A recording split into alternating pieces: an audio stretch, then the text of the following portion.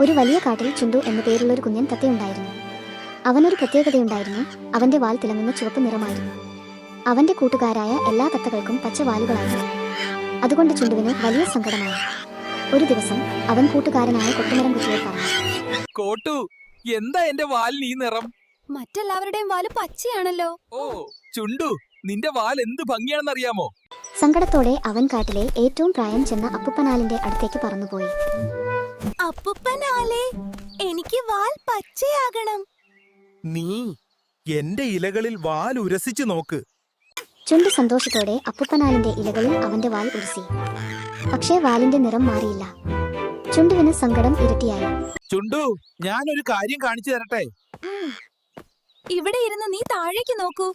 അവിടെ ധാരാളം തത്തകളുണ്ടല്ലേ? അതെ അപ്പൂപ്പ, അവരെല്ലാം എന്ത് ഭംഗിയുള്ളവരാണ്. അവരെല്ലാവരും ഒരുപോലെ ഇരിക്കും. പക്ഷെ നിന്നെ നോക്കൂ, നീ ഒറ്റയ്ക്കല്ല നിൽക്കുന്നത്. നിന്റെ വാല് കാരണം എല്ലാവർക്കും നിന്നെ എളുപ്പത്തിൽ നമ്മൾ ഓരോരുത്തർക്കും ഓരോ പ്രത്യേകതയുണ്ട് ചുണ്ടു. ആ പ്രത്യേകതയിലാണ് നമ്മൾ ഏറ്റവും ഭംഗിയുള്ളതാകുന്നത്. നീ നിന്റെ പ്രത്യേകതയിൽ സന്തോഷിക്കുക. പുപ്പനാലെ, എന്റെ വാൽ ഈ നിറത്തിലിരിക്കുന്നതാണ് ഏറ്റവും നല്ലത്.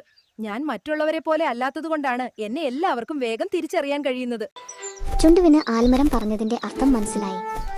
അന്നു മുതൽ ചുണ്ടുവിനവന്റെ ചുവപ്പ് വാലാണ് ഏറ്റവും ഇഷ്ടമുള്ള നിറം. ആകാശത്ത് മിന്നുന്ന ഒരു ചുവപ്പ് നക്ഷത്രം പോലെ അവൻ സന്തോഷത്തോടെ പറന്നു നടന്നു.